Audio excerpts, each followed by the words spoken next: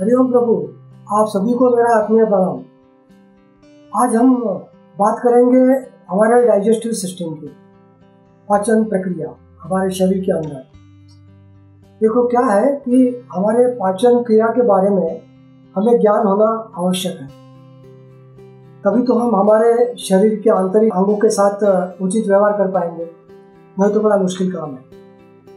हम जो भोजन करते हैं उसको एक रूपांतर की प्रक्रिया में से गुजरना पड़ता है, और वो रूपांतरित जो द्रव्य है या पोषक तत्व है वो हमारे कोशिकाओं द्वारा शोषित की जाते हैं और फिर रक्त के द्वारा उसका पूरे शरीर में वितरण होता है। ये सिंपल सी क्रिया इस पाचन क्रिया के द्वारा हो जाती है। तो अब इस डाइजेस्टिव सिस्टम में कौन से आंतरिक अंग हिस्सा लेते हैं और वो किस प्रकार से रासायनिक क्रियाएं उस अन्न के साथ हमारे शरीर में होती है, वो आपको दो पार्ट में बताता हूँ। सर्वप्रथम हम जानेंगे वो शरीर के आंतरिक शरीर के हिस्से जो इस पाचन के प्रक्रिया में हिस्सा लेते हैं। आप स्क्रीन पर देखिए, उनके नाम आपको दिखेंगे ब्लैक एंड व्हाइट पर। दांत, तालू और जीवा तो हमारे मुख्य पार्ट है। उसके बाद 4 नंबर पर है लार ग्रंथियाँ, जिसमें से सलाइवा बाहर आती है। फिर 6वें नंबर पर ग्रसन नलिका, जिसको इसोफेगस कहते हैं। 8वां नंबर अमाशय, स्टमक कहते हैं हम उसे। 10वां नंबर जो है वो यकृत है, जिसे हम लीवर कहते हैं। 12 नंबर पर पित्ताशय है, गॉल ब्लैडर। 14 नंबर पर अग्नाशय, पैंक्रीज। 15 नंबर ड्यूडेनम, जिसे पक्वाशय कहते हैं। 16 नंबर पर छोटी आंत है, स्मॉल इंटेस्टाइन। 20 नंबर पर बड़ी आंत, लार्ज इंटेस्टाइन। उसके बाद मलाशय, जिसे हम रेक्टम कहते हैं। और 22वें नंबर पर है गुद द्वार, एनस, जहाँ से जो चीज़ें हमारे शरीर को आवश्यक नहीं है वो सब ताज्य पदार्थ बाहर निकल जाते हैं। अब ये तो हो गए पूरे शरीर के आंतरिक अंगों के नाम। अब आपको मैं उसका परिचय करवा दूंगा, वो अंगों का, वो दिखते कैसे हैं। होता क्या है, हम जब भोजन हमारे मुंह में डालते हैं तो उसको चबाते हैं, और चबाने के साथ साथ उसी प्रक्रिया के अनुसार हमारा जो ग्लैंड है, उस ग्लैंड में से जो मुंह में अंदर सलाइवल ग्लैंड, उसमें से सलाइवा बाहर आता है। तो उस सलाइवा में क्या होता है, उसमें होता है टाइलिन। टाइलिन नाम का एक एंजाइम होता है जो खाना चबाते समय उसमें मिक्स हो जाता है। वो क्या करता है, वो स्टार्च को कार्बोहाइड्रेट में रूपांतरित करता है, जो कि सरल पदार्थ है खाने के लिए। उसके बाद बायोकार्बोनेट भी उसमें रहता है, उस सलाइवा में। वो बायोकार्बोनेट क्या करता है कि अगर हमारे अमाशय में ज़्यादा पित्त आ गया तो उस पित्त को प्रभावित बनाने का काम करता है। क्या? बायोकार्बोनेट। नहीं तो हमको बायोकार्बोनेट की मेडिकल से गोलियां लेनी पड़ेगी। फिर ये वो जो अन्न है, सलाइवा के साथ जो हमारा चबाया हुआ अन्न है, वो अन्न नलिका में से हमारे अमाशय में आ जाता है। पिक्चर स्क्रीन पर लेके आता हूँ ब्लैक एंड व्हाइट का, उसे आप देखिए। फिर मैं आपको उसका अवयव और उसका नाम आपको मैं बता दूंगा। देखिए आपके स्क्रीन के ऊपर जो मुंह आप देख रहे हो, उसमें देखो वो 4 नंबर की जो ग्लैंड है, लार ग्रंथियां जिसे हम बोलते हैं। उसके बाद वो अन्न नलिका है, ग्रसन नलिका बोलते हैं, इसोफेगस। वहाँ से खाना नीचे आता है अमाशय में। अमाशय 8 नंबर का, जिसको 8 नंबर दिया है, बिल्कुल काजू के जैसा दिखता है, वो हमारा स्टमक है। वहाँ कुछ क्रियाएं होती है, फिर वो खाना आ जाता है हमारे ड्यूडेनम में। ड्यूडेनम मतलब 15 नंबर। देखिए 15 नंबर जिसको है, एक नली है 1 फीट की, वो ड्यूडेनम को पक्वाशय बोलते हैं। वहाँ आ जाता है। और पक्वाशय में बहुत सारी क्रियाएं होती है।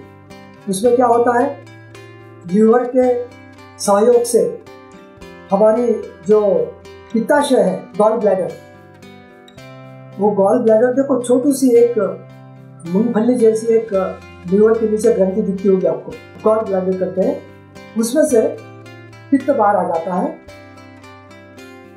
और उसके बाद उसी ड्यूडेनम में एक अग्नाशय है, पैंक्रीज जिसे हम कहते हैं, उसमें से कुछ मटेरियल बाहर आ जाता है, कुछ लिक्विड बाहर आ जाता है और फिर वहाँ कुछ प्रक्रिया होती है, फिर वहाँ से वो ड्यूडेनम में से खाना फिर आ जाता है लार्ज इंटेस्टाइन में। लार्ज इंटेस्टाइन में वो खाना आने के बाद असेंडिंग कॉलम से ऊपर चढ़ता है, फिर ट्रांसवर्स जो कॉलम है हॉरिजॉन्टल वहाँ से आगे बढ़ता है और डिसेंडिंग कॉलम से नीचे आके गिर जाता है पेल्विक एरिया में, और पेल्विक से उस नली से होते हुए लार्ज इंटेस्टाइन का जो हिस्सा है पेल्विक, वो हमारे गुरुद्वारा में आ जाता है 21 नंबर मलाशय में, जिसे रेक्टम कहते हैं, और बाद में वो खाना नीचे चला जाता है, जो हम टॉयलेट जाने की प्रक्रिया जिसे कहते हैं। तो इस प्रकार से हमारा ये मैंने आपको परिचय करवा दिया, कौन से आंतरिक हिस्से इसमें हिस्सा लेते हैं, उसके बाद वो कौन से अंग है, वो कैसे दिखते हैं कि जिसमें से ये अन्न प्रवास करता है। अब आगे की जो प्रक्रिया, रासायनिक प्रक्रिया जो हमारे शरीर में होती है, उसके बारे में हम अभी जिक्र करेंगे कि वो खाना मुंह में से जाके अंदर कहाँ जाता है और वहाँ क्या क्या घटित होता है। तो उसके लिए मैं आपको एक कलर्ड पिक्चर दिखाऊंगा फुल स्क्रीन पर, उसे आप देख लीजिए। देखो उसमें लिखा होगा, उस रंगीन पिक्चर में लार ग्रंथियाँ, मुंह का पिक्चर भी है, हमारी जीवा भी है, फिर वो जो इसोफेगस है जिसे हम अन्न नलिका कहते हैं, वहाँ से खाना अंदर आ जाता है, जैसे कि पहले मैंने बताया, वो आके स्टमक में गिर जाता है। स्टमक, हमारा चबाया हुआ खाना स्टमक में आ जाता है। वहाँ यह भोजन करीब करीब 3 से 5 घंटे तक रहता है। वो डिपेंड करता है कि आप खाना किस प्रकार से खाते हो और कौन सा खाना खाते हो। और उसमें जो कोशिकाएं हैं, उस कोशिकाओं में से हाइड्रोक्लोरिक एसिड अम्ल बाहर आ जाता है तथा गैस्ट्रिक जूस भी बाहर आ जाता है, उसे हम पाचक रस कहेंगे। उस पाचक रस में क्या होता है, पेप्सिन होती है, लाइपेज होता है, उसके बाद गैस्ट्रिन जैसे हार्मोन भी होते हैं। ये पाचक रस जिसे हम कहते हैं, तो ये नाम याद रखने की जरूरत नहीं है, आपने पाचक रस बोला तो भी ठीक है। तो हमारे अमाशय में, स्टमक में ये हाइड्रोक्लोरिक एसिड और पाचक रस आ जाता है, उस खाने में मिक्स हो जाता है और वहाँ वो खाना घूमते रहता है, क्योंकि मैंने पहले बताया खाना वहाँ 5 घंटे तक रहता है, तो वो घूमते रहता है चक्की जैसा। उस क्रिया में उसकी पिसाई होती है। इस पिसाई में शरीर में जो बैक्टीरिया होती है, जो हमारे शरीर को घातक है, वो मर जाती है और केवल पोषक तत्व रह जाते हैं। यह पोषक भोजन फिर आगे कहाँ आ जाता है, ड्यूडेनम में, पक्वाशय जिसे हम कहते हैं। ये ड्यूडेनम 1 फीट की लंबी नली है, जो हमारे जो स्मॉल इंटेस्टाइन का ऊपरी हिस्सा है, upper part of the small intestine, वो छोटा सा जो हिस्सा है उसको ड्यूडेनम पक्वाशय बोलते हैं। यह बहुत इंपॉर्टेंट हिस्सा है, मैक्सिमम क्रिया यही होती है। यहाँ क्या होता है, यह पक्वाशय मैंने जो बताया कि छोटी आंत का ऊपरी हिस्सा है, यहाँ बहुत सारी प्रक्रियाएं होती है। यहाँ एक पैंक्रीज है ग्रंथि, देखो आप अब इस रंगीन पिक्चर में आपको दिखती होगी, पीले कलर की ग्रंथि है पैंक्रीज, जो हमारे इंसुलिन के लिए काम आती है। तो पैंक्रीज ग्रंथि जो होती है, जिसे अग्नाशय कहते हैं, उसमें से पैट्रियाटिक जूस बाहर आ जाता है। कहते हैं कि दिन भर में 600 सीसी तक पैट्रियाटिक जूस वहाँ बाहर आ जाता है। अब ये जूस क्या करता है, हमारा जो शुगर होता है, जो एक्सेस फैट होते हैं, स्टार्च होते हैं जो बचे हुए हैं, उसको छोटे छोटे हिस्से में ब्रेक करता है। ये इस जूस का ये काम है। फिर एक छोटी ग्रंथि होगी, आप ऊपर देखिए, गॉल ब्लैडर जिसे पित्ताशय कहते हैं। देखो यकृत जो है ना हमारा, लीवर के नीचे ही बिल्कुल छोटी ग्रंथि है, उसमें से एक थिक लिक्विड बाहर आ जाता है हमारे लीवर के मदद से। ये फैट को ऑब्जर्व कर लेता है, ये लिक्विड, क्योंकि कभी कभी फिर भी फैट बच जाते हैं तो उसको ऑब्जर्व कर लेता है। पक्वाशय में से ज्यादातर हिस्सा वो कोशिकाएं द्वारा शोषित हो जाता है और वो रक्त प्रवाह में से हमारे शरीर को अंगों को सप्लाई किया जाता है। फिर पित्ताशय का पित्त बचे हुए खाने को आगे ढकेल देता है। तो गॉल ब्लैडर का एक भी काम है कि उसमें से जो पित्त बाहर आता है कि खाने को आगे ढकेल देता है। देखो, पक्वाशय में जो खाना बचा है वो बिल्कुल सात्विक खाना है, तो पक्वाशय में से कुछ हिस्सा लिया जाता है, फिर वो पक्वाशय का खाना हमारे छोटी आंत में आता है, और जो गॉल ब्लैडर में से जो पित्त आता है वो क्या करता है, उस खाने को आगे ढकेलने में मदद करता है। वो भी एक उसका कार्य करने का एक सिस्टम है। फिर जब छोटी आंत में खाना आ जाता है तो छोटी आंत की जो अंदर की सतह है वो बिल्कुल मखमल जैसी होती है। उसमें जो कोशिकाएं होती है उसमें से लैक्टोज, माल्टोज और सुक्रोज जैसे एंजाइम बाहर निकाल देती है और वो खाने के साथ मिक्स हो जाते हैं बचे हुए खाने के साथ। फिर वो हमारी स्मॉल इंटेस्टाइन भी क्या करती है, वो खाना शोषित कर लेती है, उनकी कोशिकाएं, फिर रक्त द्वारा हमारे पूरे शरीर में डिस्ट्रीब्यूशन हो जाता है। छोटी आंत और एक काम करता है, क्या करता है, जो खाने में बचा हुआ मॉइस्चर है वो भी निकाल देता है। वो निकाल के फिर उसको डिस्ट्रीब्यूट कर देता है, क्योंकि शरीर को फिर मॉइस्चर की जरूरत पड़ती है। फिर वो खाना, बचा हुआ खाना छोटी आंत में से प्रवास करते करते 18 फीट 20 फीट की लंबा प्रवास करते करते बड़े आंत में मिल जाता है। तो वो प्रवास करने का जो समय है वो 4.5 या 5 घंटे के आसपास समय लेता है। फिर वो बड़ी आंत में जहाँ आ जाता है तो आपने देखा होगा वो असेंडिंग कॉलम है, उसमें से खाना ऊपर चला जाता है जिसको 4.5 घंटे लगते हैं। फिर हॉरिजॉन्टल जो कॉलम है बड़ी आंत का, उसमें 6.5 घंटे खाना आगे चलते रहता है।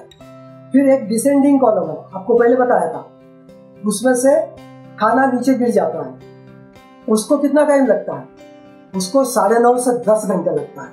मतलब 4.5, 6.5 और 9.5 से 10, मतलब जो बड़ी आंत होती है उसमें खाना कम से कम 20 घंटे ट्रैवल करता है, 20 घंटे तक ट्रैवल करता है। तो वहाँ भी बड़ी आंत में भी कुछ प्रक्रिया होती है, वहाँ कुछ बैक्टीरिया रहती है बड़ी आंत में। वो बैक्टीरिया अच्छी बैक्टीरिया कहलाते हैं। वो कुछ खाने में कुछ विटामिन है, बी विटामिन का कुछ समूह होता है, वो समूह वहाँ तैयार होता है और वो भी शोषित हो जाता और शोषित किया जाता है। तो वो हमारी ये प्रक्रिया इस प्रकार से चलती है। और बड़ी आंत का दूसरा भी कारण है, उसके अंदर जो भी अभी बचा हुआ आखिरी मॉइस्चर है वो भी वहाँ की कोशिकाएं खींच लेती है और हमारे शरीर को उसको दे देती है। तो बड़ी आंत इस प्रकार से खाने को ट्रैवल करके नीचे ले आती है। फिर वो पेल्विक जो एरिया है, पेल्विक एरिया, मैंने आपको पिछले बार बताया था ना, पेल्विक किसको कहते हैं, जेनिटल ऑर्गन और नाभि, इसके बीच का जो एरिया होता है उसको पेल्विक बोलते हैं। तो वो बड़ी आंत की नली वहाँ से जाती है पेल्विक एरिया में से, तो मलाशय के पास जाती है जिसे हम रेक्टम कहते हैं। और फिर वो रेक्टम में वो खाना इकट्ठा, जो बचा हुआ जो वेस्ट है वो इकट्ठा होता रहता है। जब फिर आपको प्रेशर आता है तब आप टॉयलेट जाते हो और एनस के द्वारा वो बचा हुआ खाना बाहर आ जाता है। तो यह हमारी पूरी प्रक्रिया है डाइजेस्टिव सिस्टम की। मैंने आपको अंग के नाम बताए, अंगों को फोटो दिखा के उसका परिचय करवाया, उसके बाद क्या क्या रासायनिक क्रिया होती। वैसे तो बहुत सारी रासायनिक क्रियाएं होती है, लेकिन इतना हम कम समय में कवर नहीं कर पाते, इसलिए मैंने मेन आपको जो हिस्सा है उसका वही बताया है, ताकि आपको थोड़ा सा वो याद आ सके। तो इस प्रकार से वो खाना हम पूरी तरह से डाइजेस्ट कर लेते हैं। तो ये तो मैंने आपको परिचय करवा दिया। अब ये पार्ट 1 है। पार्ट 2 में क्या करेंगे हम, फिर हमको खाना किस प्रकार से खाना चाहिए ताकि हमारे जो डाइजेस्टिव सिस्टम है उसके ऊपर ज़्यादा प्रेशर नहीं आए, और अगर डाइजेस्टिव सिस्टम में अगर कुछ विकार आ जाते हैं तो उस विकार को दूर करने के लिए हमें कौन से योगासन करना पड़ता है, वैसा हमें प्राणायाम का अभ्यास करना चाहिए। फिर कौन सी शतक्रियाएँ है, शतकर्म जो है हमको करना चाहिए, इसका अभ्यास हम पार्ट 2 में करेंगे। तो आपसे रिक्वेस्ट है कि पार्ट 2 भी आप देखिए, आपको देखने में आनंद आ जाएगा। तब तक आप आपके डाइजेस्टिव सिस्टम का पूरा ध्यान रखेंगे, ऐसी मैं आशा करता हूँ। नमो नारायण।